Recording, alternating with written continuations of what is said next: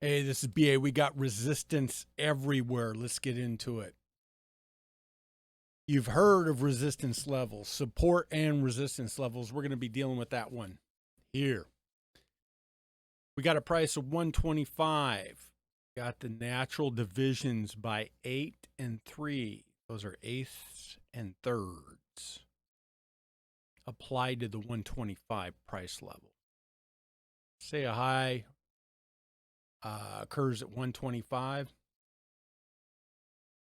Those would be the resistance points off of that.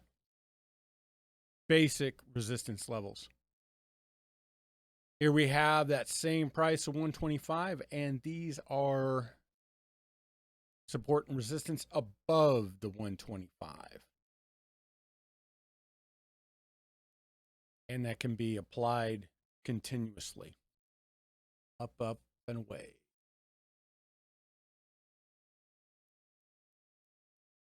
CBOT WITS September contract showing that resistance levels can operate over the course of many years. You're looking at 5 years on your screen. Those white arrows are where price hit the resistance levels. Price hit the resistance level, and it turned it around. Notice that didn't happen all the time.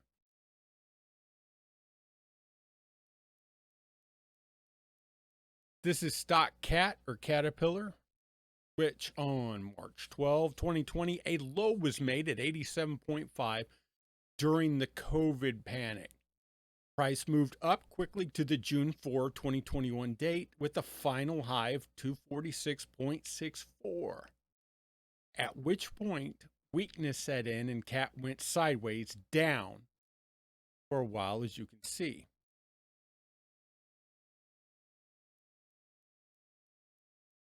What we did is we took the range here and we created resistance levels within that range. That means as long as it trades between that high and low that we just saw, it's going to be impacted by these resistance levels from the range. Using the 174.74, which is the difference between the high and the low, we can see that 1/8 of that is 21.84. So we take our high of 246.69 and subtract 21.84, giving us 224.85. You can see both support and resistance occurring along the 224.85, marked off for you there.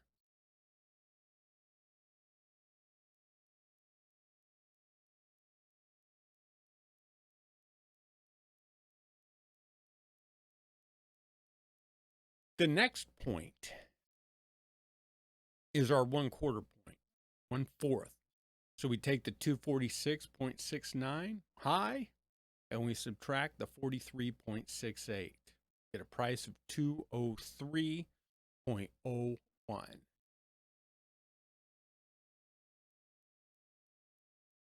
See some support there. This, by the way, is a daily chart.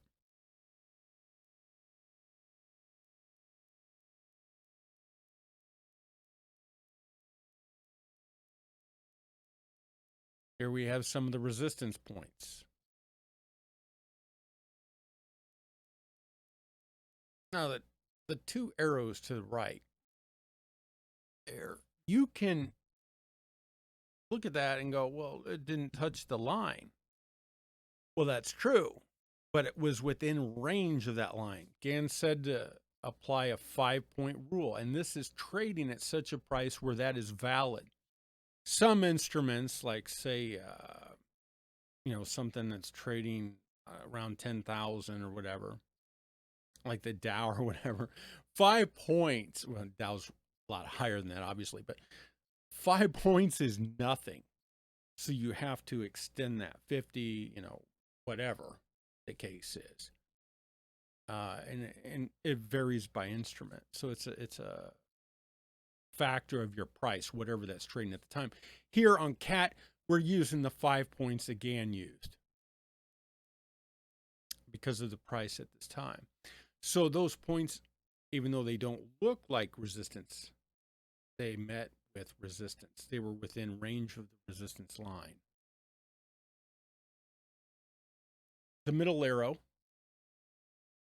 to the left there, as you can see, price actually took out the line, but it didn't go past the 5 points. That's also resistance again, even though it breached the line.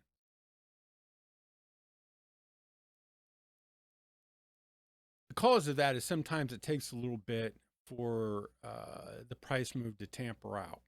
It's up against resistance. There's, again, another use of his word, lost motion. Yeah. Gap. Actually, there's another one there, but you'll see the gap to the right. Notice how it gapped through it. This is common when you work with the correct levels. You'll see these gaps.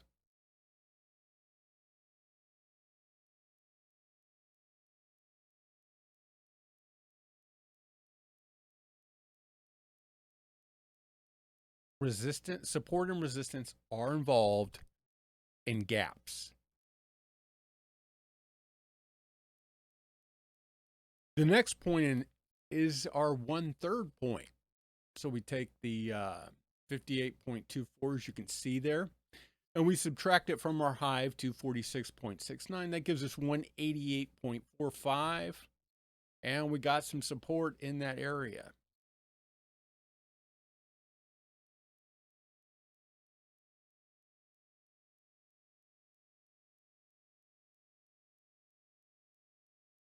The next point in is our 3/8 point at 65.52. Take the 246.69, subtract the 65.52, you get 181.17, and you get some support right in that area, as you can see. Now there's different points, as you can tell on there. There's other points where it hit that line and it went through. And then there's other points where it, like, days that I don't have marked, where it comes back down and it rests on it. So even though I'm only marking the major points here, there's lesser points that are significant when you're actually trading, obviously. The next point is in our 1/2 point, which is always the strongest, excluding the top or the low itself. It's always the strongest point. As you can see, it's 87.37 there. We take the 246.69 and we subtract the 87.37. We get 159.32. And we get support there. Stopped it cold.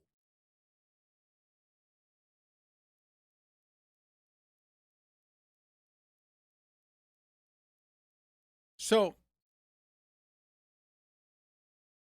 you get the general idea, and I'm going to stop this here at this point, because we could go on out. And of course, in trading, you want those other points all the way down. I'm not going to review them here. You get the general idea. The halfway point is always the strongest, excluding the top and bottom itself. This is part of our problem. Here we have about 7 months on your screen, and we have 9 points easy. Obviously, you could make a case for more points there, whatever. The point is, there's 9 points on our screen. With all of these points generating support and resistance levels all over the place, lasting many years, technically everything is support and resistance. Hence the name of this video. Support and resistance everywhere. Resistance everywhere. This, of course, makes it useless. unless a technique within the points are found. Unless a technique within the points is found. Unless a technique within the points is found, it's completely useless. That's why so many people give up on it. This is December gold contract. Again, you cannot use front month data with commodities. Each contract, i.e. December gold, etc., must be used all by itself, not intermixed with various months. I've said this multiple times for many years. The first arrow on the left, there's your May 12, 2006. The lines are various resistance levels generated from the May 12, 2006 high that's marked there, which is your left arrow. The second arrow there shows that the 1 3/8 line stopped price cold on December 3rd, 2009. We need to look for a further connection between these 2 points. 1301 days, which is 185.56 weeks, with a price rise of 39.4.4 points.